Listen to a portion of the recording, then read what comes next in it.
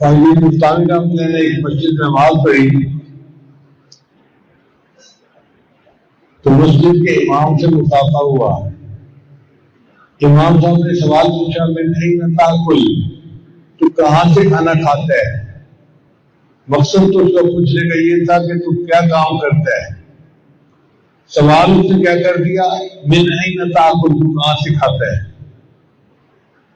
تو بھائی مستانی نے جواب دیا اس میں صبر کر حتی اعید الصلاۃ التي صلیتها خلفک، صبر کر پہلے میں نماز بتا دوں جو میں نے تیرے پیچھے پڑھی ہے.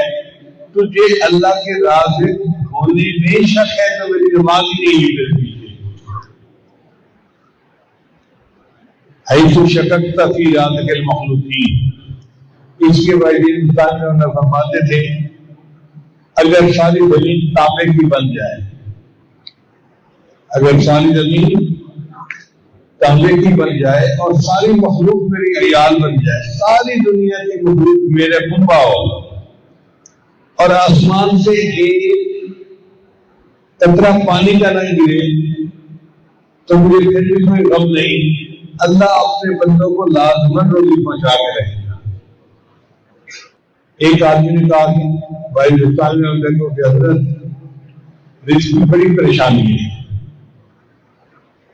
مطلب کہ گھر جاؤ اور گھر کے جس فرد کا رزق تمہارے رزق میں ہے اس کو پکڑ کے باہر نکال دو اور جس کا رزق اللہ کے رزق میں ہے اس کو رہنے دو. بھائی اللہ نے تو سب کے رزق کا ذمہ لیا ہوا ہے، وما من دابۃ فی الارض الا علی اللہ رزقها، جو زمین میں جاندار ہے اس کا رزق اللہ کے ذمہ ہے تو اللہ رزق پہنچاتا ہے. تو جب اللہ رزق پہنچاتا ہے تو اللہ پہنچائے گا، ہم تو پریشان ہوتے ہیں.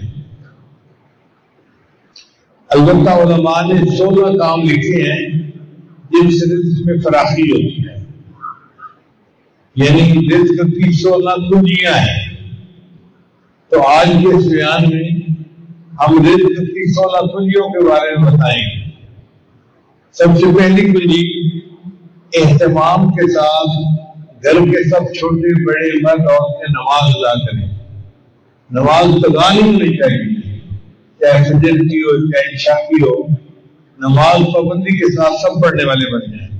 اللہ تعالیٰ فرماتے ہیں وَأَمُرْ أَهْلَكَ بِالصَّلَاةِ وَاصْطَبِرْ عَلَيْهَا لَا نَسْأَلُكَ رِزْقًا نَحْنُ نَرْزُقُكَ، ہم کچھ سے رزق نہیں کروانا چاہتے، رزق تمہیں ہم دیں گے. اب اللہ ذمہ لے رہے ہیں کہ تم نماز پڑھو، رزق تمہیں ہم دیں گے. اس کا مطلب یہ کہ نماز پابندی کے پڑھنے سے اللہ تعالیٰ رزق کی پریشانیوں کو ختم کر دیتے ہیں. پھر دوسرا ہے استغفار کی کثرت کرنا. جو بندہ استغفار کی کثرت کرتا ہے اللہ مال کے ذریعے اس کی مدد کرتا ہے. قرآن مجید میں اللہ تعالیٰ فرماتے ہیں استغفروا ربکم انہ کان غفارا یرسل السماء علیکم مدرارا ویمددکم باموال وبنین ویجعل لکم جنات ویجعل لکم انہارا. اللہ مدد کرے گا تمہاری مال کے ذریعے سے اور بیٹوں کے ذریعے سے، اور اللہ تمہارے رزق میں برکتیں عطا فرما دے. چنانچہ حدیث مبارکہ میں آتا ہے من اکثر من الاستغفار جعل اللہ له من كل هم فرجا، جو استغفار کی کثرت کرتا ہے اللہ ہر تنگی میں اس کے لیے آسانی کر دیتے ہیں، ہر غم میں اس کے لیے اللہ راستہ کھول دیتے ہیں. ومن كل ضيق مخرجا، اور ہر تنگی سے نکلنے کا راستہ نکال دیتے ہیں. ورزقه من حيث لا يحتسب، اور اس کو ایسی طرح سے رزق دیتے ہیں جس کو اس کو گمان ہی نہیں ہوتا. اب یہ استغفار ہم پورا بھی پڑھ سکتے ہیں، استغفر اللہ ربی من كل ذنب واتوب الیہ، پورا استغفار ہے. اور اگر پورا نہیں پڑھ سکتے تو استغفر اللہ بھی پورا استغفار ہے. اب گھر کی عورتیں کھانا بناتے ہوئے یا جھاڑ پھونک کرتے ہوئے استغفر اللہ پڑھتی رہے، اللہ نے اس میں برکت دے گی. تو خاندوں کی غربت کے شکوے نہ کریں بیٹھ کے، استغفار کی کثرت کریں، نماز کا اہتمام کریں. اللہ تعالیٰ رزق میں برکت ڈال دیں گے اور غیر کی محتاجی سے محفوظ فرما دیں گے۔ پھر تیسری کنجی ہے انفاق فی سبیل اللہ۔ جو بندہ اللہ کے راستے میں خرچ کرتا ہے اللہ اس کو مال کم از کم 10 گنا واپس لوٹاتا ہے۔ حضرت خواجہ مالک صدیقی رحمۃ اللہ کی خواجہ ہماری سال صاحبہ ہمیں بتلایا کرتی تھی کہ حضرت کے بٹوے میں جب پیسے کم رہ جاتے تھے تو حضرت وہ بھی جلدی خرچ فقیر کو لے لیتے تھے۔ تو میں پوچھتی تھی کہ پہلے آپ کے پاس پیسے تھوڑے ہیں اور آپ نے یہ بھی فقیر کو دے دیے۔ حضرت سمجھتے تھے بٹوا خالی ہوگا تو اللہ خرید کے بھرے گا نا۔ اب جب یقین ہوتا ہے تو پھر انسان یوں سوچتا ہے کہ بٹوا خالی ہوگا تو اللہ اسے بھرے گا، اور واقعی پھر اللہ اس کو بھر دیتا ہے۔ اللہ فرماتے ہیں وَمَا تُنْفِقُوا مِنْ خَيْرٍ يُوَفَّ إِلَيْكُمْ، تم جو مال اللہ کے راستے میں خرچ کرتے ہو اللہ تمہیں واپس لوٹاتا ہے۔ بزرگوں کا قول ہے انفق علیک، تم خرچ کرو اللہ تم پر خرچ کرے گا۔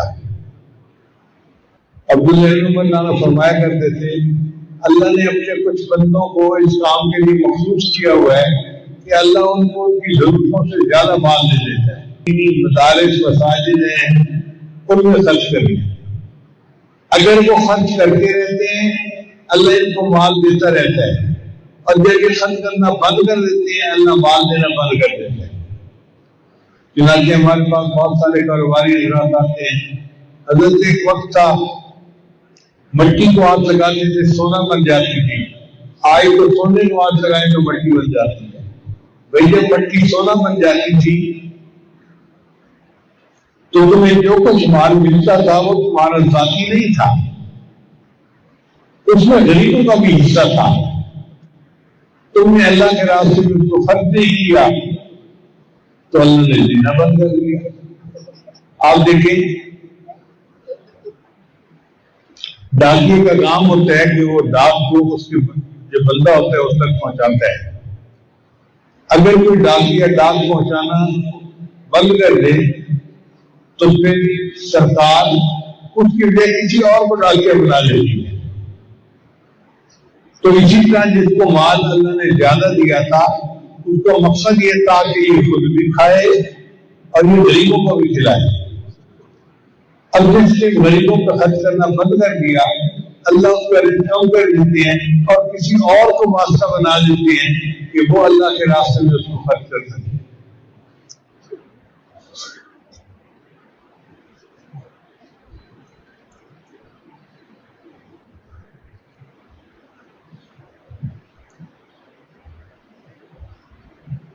کہتے ہیں کہ حضرت موسیٰ علیہ السلام کے زمانے میں ایک آدمی تھا جو بہت غریب تھا،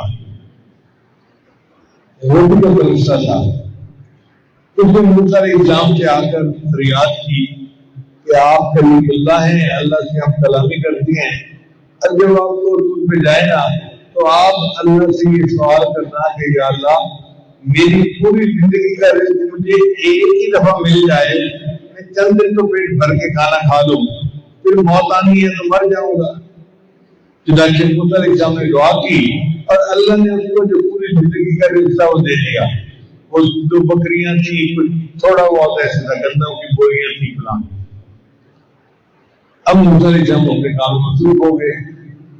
کوئی سال دو سال کے بعد موسیٰ علیہ السلام کو خیال آیا کہ جس بندے کے لیے میں نے دعا کی تھی کہ پوری زندگی کا رزق اکٹھا مل جائے، پتہ نہیں وہ کس حال میں ہے۔ جب جا کے دیکھا تو جناب اس نے تو محل بنایا ہوا ہے اور بڑے خدام ہیں اور کھانے اور دسترخوان لگے ہوئے ہیں اور ٹھاٹ کی زندگی گزار رہے ہیں۔ تو موسیٰ علیہ السلام بڑے حیران ہوئے، اس کا رزق تو تھوڑا سا تھا، اب اس کے پاس اتنا رزق کہاں سے آ گیا؟ تو جب انہوں نے رسول پر اللہ تعالیٰ سے پوچھا کہ یا اللہ اس کے پاس اتنا رزق ہے، تو اللہ تعالیٰ نے فرمایا میرے پیارے کلیم اگر یہ اپنی ذات پہ خرچ کرتا تو رزق اتنا ہی تھا جو ہم نے دے دیا تھا، اس نے نفع کا سودا کیا، اس نے اس اپنے رزق میں سے مہمانوں کو بھی کھلانا شروع کر دیا، اور جو اللہ کے راستے میں کھلاتا ہے میں اس کو 10 گنا واپس لوٹاتا ہوں۔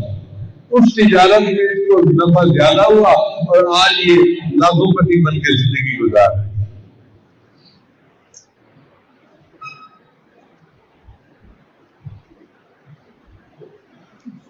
ہمارے قریب علاقے میں ایک عورت گزری ہے، اس کا نام مشہور تھا کہ یہ تو حافظ بھائی کی بہن ہے، بڑی سخی عورت تھی۔ اس کا یہ دستور تھا کہ اس کے گھر کے قریب سے جو کوئی گزرتا وہ اس کو بٹھاتی، کھانا کھلاتی اور پھر گئی۔ اللہ کی شان دیکھیں کہ گاؤں جو ہے وہ بالکل سڑک کے کنارے پہ تھا۔ اب جو دیہات کے لوگ ہوتے تھے وہ سڑک پہ آتے اور وہاں سے بس لے کے شہر آتے تھے کہ سایہ مل جائے گا۔ تو خامد گاؤں کا نمبردار تھا، اس نے کہا ٹھیک ہے، چنانچہ اس نے ایک چھت بنا دی۔ اب لوگوں کو جب بیٹھنے کے لیے جگہ مل گئی تو لوگ آتے اور انتظار میں وہاں بیٹھ جاتے۔ پھر اس عورت نے سوچا کہ مہمان آتے ہیں، بیٹھے رہتے ہیں انتظار میں، پیاس لگی ہوگی، کسی کو بھوک لگی ہوگی، کیوں نہ میں ان کو لسی پلا دیا کروں۔ اب لسی تو دیہاتوں میں ہر گھر میں ملتی ہے، چنانچہ وہ لسی بھیج دیتی اور لوگ وہاں بیٹھتے اور پیتے اور آرام سے رہتے۔ پھر کچھ عرصے بعد اس کو خیال آیا کہ میں صرف لسی بھیجتی ہوں، اگر کسی کو بھوک لگی ہوگی تو کیا ہوگا، تو اس نے روٹیاں بنانی شروع کر دی۔ اب جب لوگوں کو کھانے کے لیے روٹی بھی ملی، لسی بھی ملی، تو لوگ پروگرام ہی اسی طرح بناتے ہیں، دیہات سے چلتے کہ جی ہم فلاں جگہ جائیں گے اور رات کھانا کھا کے وہیں پر رہیں گے اور اگلے دن بس سے کے شہر چلے جائیں گے، اور شہر والے پروگرام بناتے ہم چلتے ہیں، رات کو وہاں پہنچیں گے، کھانا کھائیں گے، رات گزاریں گے، اگلے دن گاؤں میں چلے جائیں گے۔ اب بھی 200-300 بندوں کا اجتماع ہونے لگ گیا۔ اب جب 200-300 بندے روز کھانا کھاتے تو کچھ حاصل قسم کے لوگ ہوتے ہیں جن کی آنکھوں میں پاس یار تم پیسے گھر سے توڑ کے لاتے ہو، اس نے کہا نہیں میں تو کماتا ہوں، رہی زمین ہے۔ اس نے کہا یار یہ جو تم 200-300 بندوں کو روز کھانا کھلاتے ہو نا، تو یہ تمہاری بیوی تمہیں کنگال کر دے گی۔ انہوں نے ایسے خامد کے کان بھرے کہ خامد نے فیصلہ کر دیا کہ جی ٹھیک ہے، یہ مفت خوری کھانا کھا جاتے ہیں، ہم آج کے بعد کھانا نہیں دیں گے۔ دسترخوان بند کر دیا گیا۔ بیوی کو پتہ چلا تو بیوی کو صدمہ تو بڑا ہوا، مگر وہ سمجھدار تھی، اس نے خامد سے بات نہیں کی۔ ایک دن گزرا تو بیوی بڑا غمزدہ تھی، گھر میں تھی، تو خامد نے محسوس کیا کہ اس کی طبیعت بجھی بجھی ہے، یہ ہنس مسکرا کے بات نہیں کر رہی۔ تو خامد نے بیوی سے پوچھا کیا ہوا، آج تم ذرا ڈپریس نظر آتی ہو؟ اس نے کہا طبیعت خراب ہے بس۔ تو خامد نے کہا کہ کیا خیال ہے، چلو میں تمہیں زمینیں دکھانے کے لیے لے چلتا ہوں، ذرا کھلی ہوا میں جاؤ گی اور فصلیں دیکھو گی تو تمہارا دل خوش ہو جائے گا۔ اس نے کہا بہت اچھا۔ چنانچہ بیوی اپنے خامد کے ساتھ اپنی زمینوں پر آ گئے۔ اب وہاں پر تھوڑی دیر تو وہ فصلیں دیکھتی گئی، پھر ایک جگہ کنواں چل رہا تھا، وہ آئی اور کنویں کے پاس آ کر بیٹھ گئی۔ خامد نے پوچھا کیا کر رہی ہو؟ اور اس نے کہا بس میں دیکھ رہی ہوں، کنویں کو دیکھ رہی ہوں۔ کافی دیر کے بعد خامد نے کہا کہ دیر ہو گئی، چلو واپس گھر چلتے ہیں۔ اس نے کہا ٹھیک ہے چلتے ہیں، لیکن دیکھ پیچھے رہی۔ تو خامد قریب آیا اور اس نے آ کے پوچھا کہ اللہ کی بندی تم کنویں میں کیا بیٹھی دیکھ رہی ہو؟ اس نے کہا میں دیکھ یہ رہی ہوں کہ خالی ڈول کنویں کے اندر جاتے ہیں اور واپسی بھر کے پانی سے باتے ہیں، پھر خالی جاتے ہیں، پھر بھر کے آتے ہیں، اور میں دیکھ رہی ہوں کہ کنویں کا پانی ختم ہی نہیں ہو رہا۔ اور میں کہا اللہ کی بندی کنووں کے پانی کبھی ختم نہیں ہوتے، یہ خالی ڈول جاتے رہیں گے، بھر بھر کے آتے رہیں گے، تم دن رات بیٹھی رہو یہی منظر دیکھو گی۔ اور پھر اچھا اگر کنویں کا پانی کم نہیں ہوتا، خالی ڈول جاتے ہیں بھر کے واپس آتے ہیں، جاری کر دیا تھا۔ مسافر خالی پیٹ آتے تھے اور پیٹ بھر کے جاتے تھے، آپ کو کیوں ڈر ہو گیا کہ کنویں کا پانی ختم ہو جائے گا؟ اس کے بعد اس کے خامد نے کہا کہ میں دسترخوان کو کبھی بند نہیں کروں گا جب تک وہ عورت زندہ رہی، دسترخوان چلتا رہا اور 200-300 آدمی روز وہاں پہ کھانا کھایا کرتے تھے.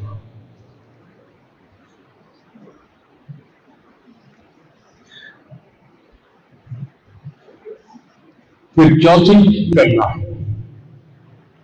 وَمَن يُهَاجِرْ فِي سَبِيلِ اللَّهِ يَجِدْ فِي الْأَرْضِ مُرَاغَمًا كَثِيرًا وَسَعًا. جو دین کی خاطر ہجرت کرتے ہیں ایک سے دوسرے شہر میں، ایک جگہ سے دوسری جگہ، اللہ تعالیٰ اس کے رزق میں بھی برکت عطا فرما دیتے ہیں. آپ دیکھتے ہیں نا ہمارے علاقے میں پٹھان دوست آتے ہیں اور ان کے پاس کچھ پیسہ نہیں ہوتا، وہ صرف ایک کلہاڑا خریدتے ہیں اور اس کلاڑے کے بعد وہ پھر درختوں کے ٹھیکے لے کے کاٹنا شروع کر دیتے ہیں، اور تھوڑے دنوں کے بعد ان کے لکڑی کے اتنے بڑے بڑے ڈال بن جاتے ہیں اور وہ لاکھوں پتی بن جاتے ہیں. محنت کش ہوتی ہے، سارا دن لکڑی کاٹتے ہیں اور کلاڑے کے پیسے ان کے پاس ہوتے ہیں، تو اللہ تعالیٰ ان کو دیکھو کیسے رزق دیتا ہے. آپ دیکھیں کہ ہمارے شہروں میں کہیں لکی مروت کا بندہ ہے، کہیں بندو کا ہے، کہیں ڈیرے سہیل خان کا ہے، کہیں ڈیرا خالی خان کا ہے. اللہ نے رزق میں برکت رکھ دی ہے.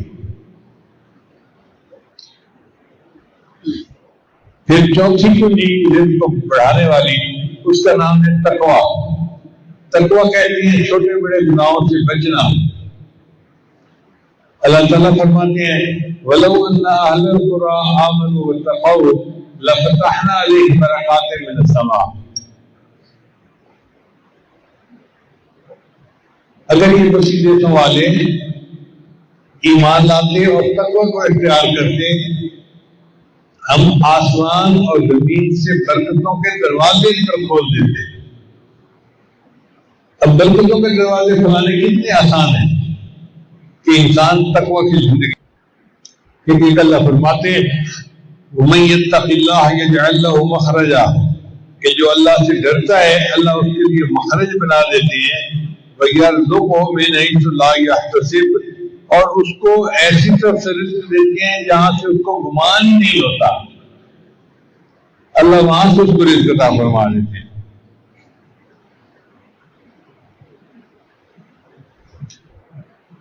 سفیان ثوری رحمۃ اللہ فرماتے تھے اتق اللہ، تم اللہ سے ڈرو. فما رأیت تقیا محتاجا، میں نے اپنی زندگی میں کسی متقی بندے کو محتاج نہیں دیکھا. کبھی ایسا نہیں ہوگا کہ کوئی متقی انسان ہو اور وہ محتاج ہو لوگوں سے بیٹھا مانگ رہا ہو. نہیں، اللہ اس کو رزق میں برکت دیتے ہیں اور لوگوں سے اس کو غنی کر دیتے ہیں. آپ بھی کسی حافظ با عمل یا عالم با عمل کو بھیک مانگتے نہیں دیکھیں گے، بلکہ جو دین پڑھنے والے ہیں اور دین پر چلنے والے ہیں اللہ ان کو زیادہ کھلاتا ہے. لوگ کہتے ہیں کہاں سے کھائیں گے؟ اللہ کے بندے اللہ اتنا کھانا دیتا ہے کہ پیٹ زندگی کے سفر میں آگے نکل جاتا ہے. اس لیے یہ جو نیک لوگوں کے پیٹ پڑ جاتے ہیں نا، یہ اصل میں دنیا دار لوگوں کی وجہ سے پڑتے ہیں. اگر دنیا دار لوگ اعتراض نہ کرتے اللہ پیٹ نہ بڑھاتے. اللہ پیٹ بڑھا دیتے ہیں کہ تم کہتے ہو کھائیں گے کہاں سے، دیکھو کتنا بڑا پیٹ ہے، آخر جاتے ہیں نا اسے کھانا. حدیث قدسی ہے کہ آدم کی اولاد تو اپنے آپ کو عبادت کے لیے فارغ کر دے. املا صدر کا غنن، میں تیرے سینے کو غنا سے بھر دوں گا. واسد فقر کا، اور تیرے فقر کو روک دوں گا. اب اللہ وعدہ فرماتے ہیں کہ تو عبادت کے لیے اپنے آپ کو فارغ کر، میں تجھے غنی بنا دوں گا اور میں تیرے فقر کو ختم کر دوں گا. تو پھر اس سے زیادہ اور گارنٹی کس چیز میں ہو سکتی ہے؟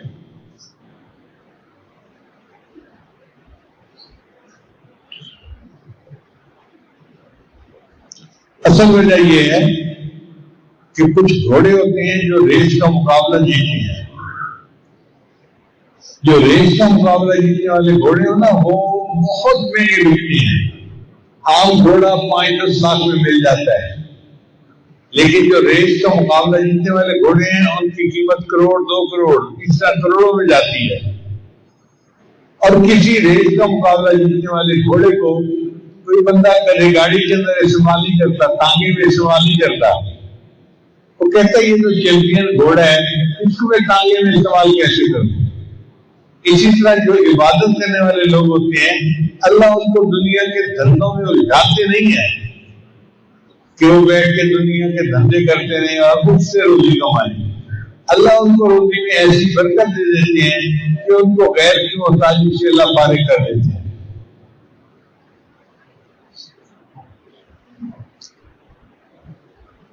رزق کی چھٹی کنجی کثرت سے حج، چنانچہ حدیث مبارکہ میں آتا ہے حج اور عمرہ فقر کو اور گناہوں کو اس طرح دور کرتے ہیں جس طرح بھٹی سونے چاندی کی میل کو دور کر دیتی ہے۔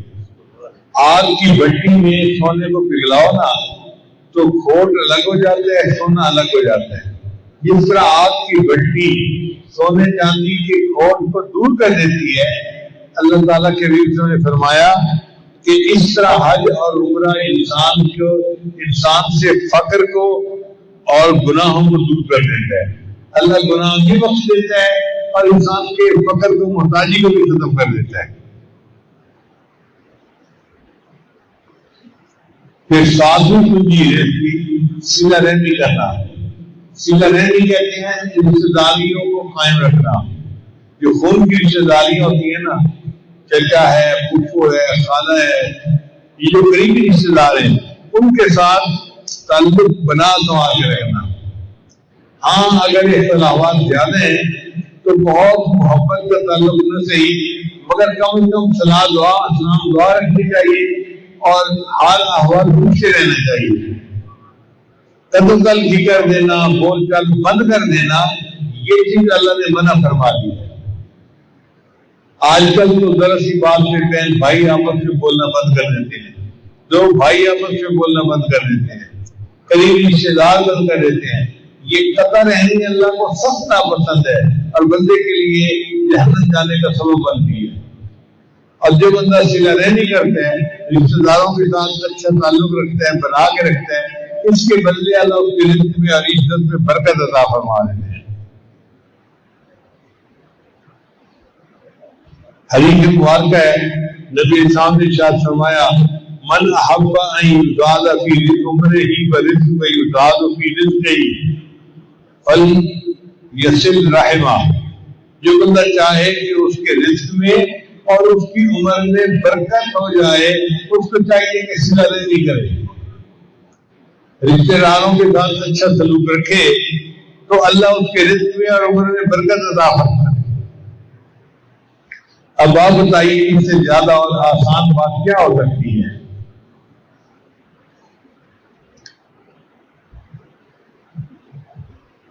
پھر آٹھویں کنجی رزق کی کمزوروں سے حسن سلوک۔ حدیث مبارکہ میں نبی صلی اللہ علیہ وسلم نے فرمایا تمہیں اپنے کمزور اور ضعیف لوگوں کی وجہ سے نصرت ملتی ہے۔ لعلکم ترزقون بضعفائکم، جو تمہارے کمزور ہیں نا ان کے وجہ سے اللہ تمہیں رزق دیتے ہیں، اور ہم کمزور کو اپنے اوپر بوجھ سمجھتے ہیں کہ یہ مصیبت ہے ہمارے سر پہ۔ مصیبت نہیں ہوتی، اللہ کی طرف سے رزق ان کی وجہ سے مل رہا ہوتا ہے۔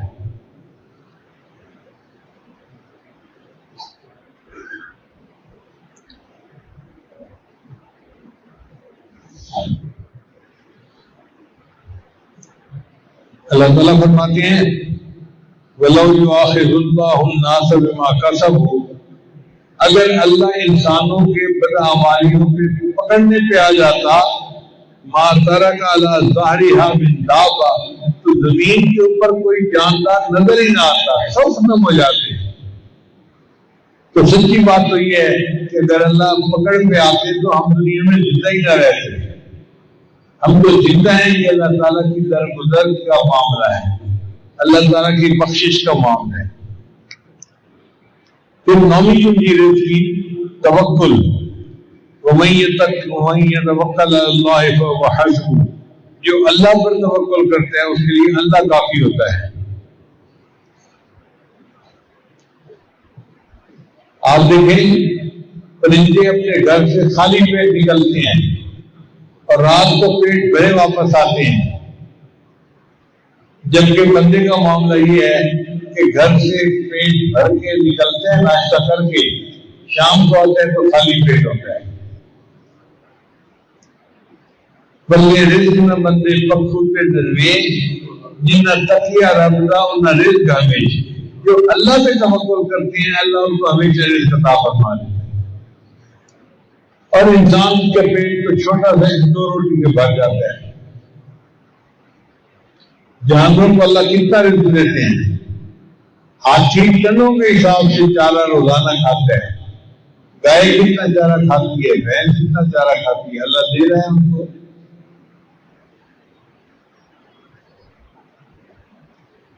ایک مچھلی ہے اس کو کہتے ہیں ویل مچھلی، بلو ویل۔ وہ بلو ویل اتنا کھانا کھاتی ہے کہ اس کا ایک دن میں 100 کلو وزن روزانہ بڑھتا ہے۔ بندے کا تو وزن ہی 100 کلو ہوتا ہے ٹوٹل، اس کا وزن ایک دن میں 100 کلو بڑھ رہا ہوتا ہے۔ اگر اللہ اس کو اتنا رزق دے رہے ہیں تو ہمیں 2 روٹی رزق کیوں نہیں عطا فرمائیں گے؟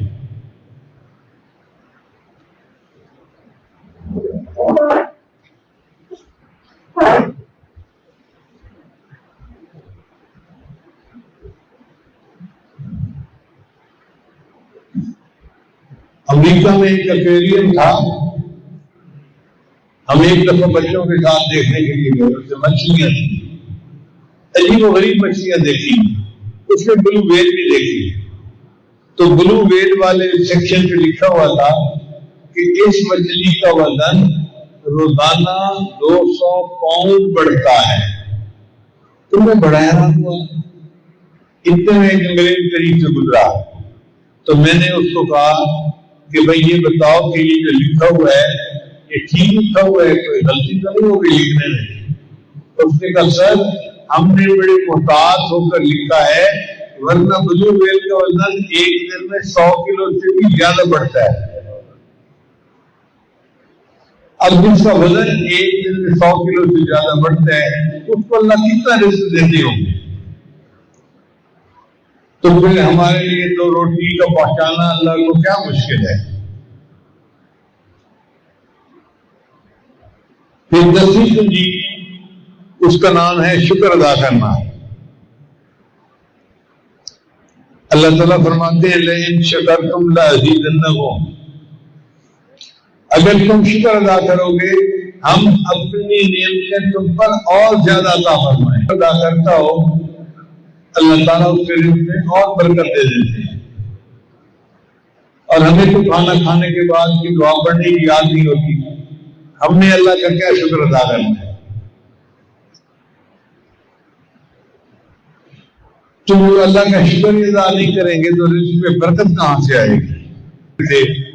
قیدوا نعم اللہ بشکر اللہ، کہ تم اللہ کا شکر ادا کر کے اللہ کی نعمتوں کو اپنے پاس قید کر لو۔ جو اللہ کی نعمت پہ شکر ادا کرتے ہیں وہ نعمت اس کے پاس قید ہو جاتی ہے۔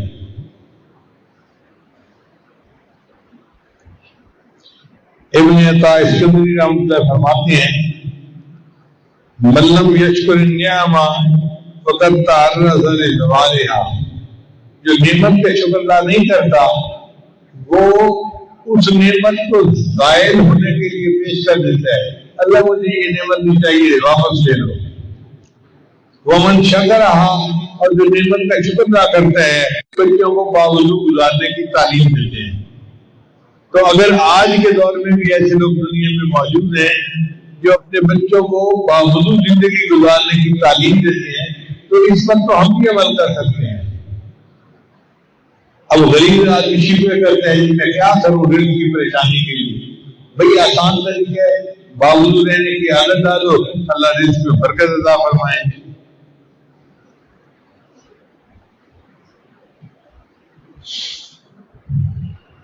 پڑھو یہ رزق کو کھینچتی ہے اور فقر کو بھگاتی ہے۔ چاش کی نماز کہتی ہیں جو دن کے 10-11 بجے پڑھی جاتی ہے. عام طور پہ مرد حضرات 8 بجے تک اپنے دفتروں میں، اپنے کاروبار میں، اپنی زمینوں پہ چلے جاتے ہیں کام کاج کے لیے. عورتیں فارغ ہو جاتی ہیں.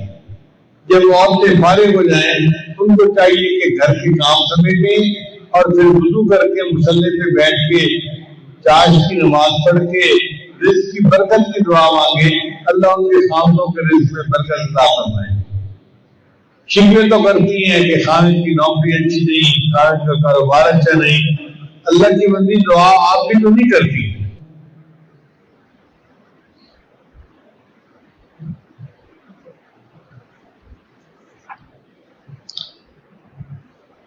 اور 16ویں کنجی ہے رزق کے لیے دعا کرنا. نمازوں میں، نمازوں کے علاوہ جب موقع ملے اللہ سے خوب دل کی گہرائیوں سے دعا مانگیں. جب ہم دل سے دعا مانگیں گے اللہ تعالیٰ دعا قبول کریں گے اور رزق میں برکت عطا فرما دیں گے.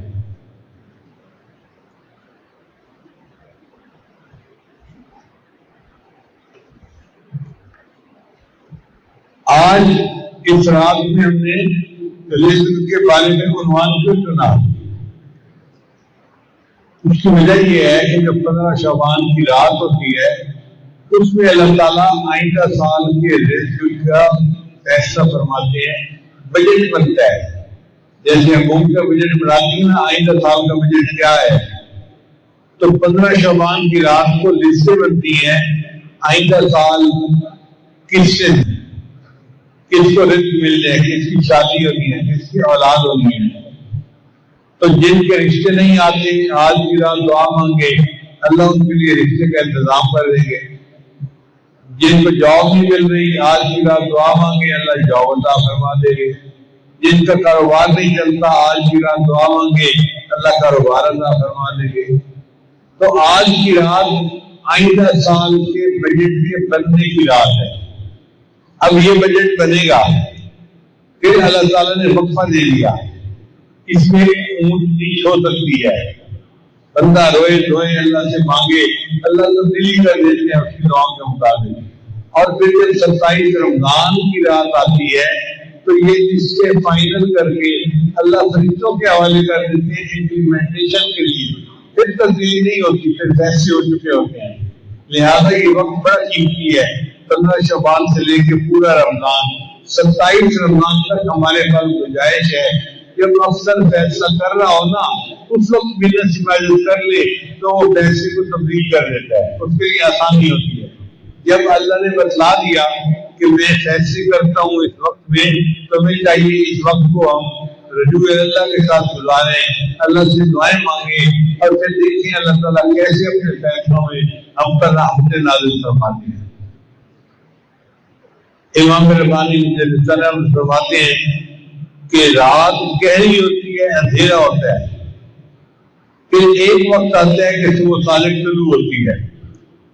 جب صبح صادق شروع ہوتی ہے پھر آہستہ آہستہ روشنی بڑھنی شروع ہو جاتی ہے، بڑھنی شروع ہوتی ہے، حتیٰ کہ سورج نکلنے سے 5 منٹ پہلے اتنا اجالا ہوتا ہے کہ لگتا ہے سورج نکل آیا ہے. پھر سورج نکلنے کے بعد دھوپ آ جاتی ہے اور دن کی روشنی ہوتی ہے. تو امام ربانی یہی فرماتے ہیں، وہ فرماتے ہیں کہ 15 شعبان کو رمضان مبارک کا جو سورج شروع ہونا ہے، دن ہونا ہے، اس کی صبح صادق ہو جاتی ہے. پھر 15 شعبان کے بعد ہر رات یہ نور بڑھتا رہتا ہے، بڑھتا رہتا ہے، بڑھتا رہتا ہے، حتیٰ کہ رمضان کا مہینہ شروع ہونے سے 2-4 دن پہلے ایسے ہی نور ہوتا ہے جس رمضان کا یہ صبح صادق شروع ہو گئی اور یہ روشنی بڑھتی رہے گی، نورانیت بڑھتی رہے گی. ہم اہتمام کے ساتھ ان اوقات کو گزاریں اور اللہ سے مانگے اللہ تعالیٰ ہماری جھولیوں کو بھر دیں گے. چنانچہ بزرگوں نے سمجھانے کے لیے فرمایا کہ 3 مہینے ہیں جن کے لیے نبی اسلام دعا مانگتے تھے. اب غور کیجیے کہ اللہ کے حبیب صلی اللہ علیہ وسلم جو مقصود کائنات ہیں، جو امام الانبیاء ہیں، وہ دعائیں مانگتے تھے پھر رمضان تک پہنچا. یہ نبی کے نام دعا مانگتے تھے. کتابوں میں لکھا ہے کہ ہمارے اسلاف رمضان گزرنے کے بعد 6 مہینے رمضان گزرنے پر اللہ کا شکر ادا کرتے تھے، اور پھر جب باقی 6 مہینے رہ جاتے تھے تو رمضان کی آمد کی دعا کرتے تھے.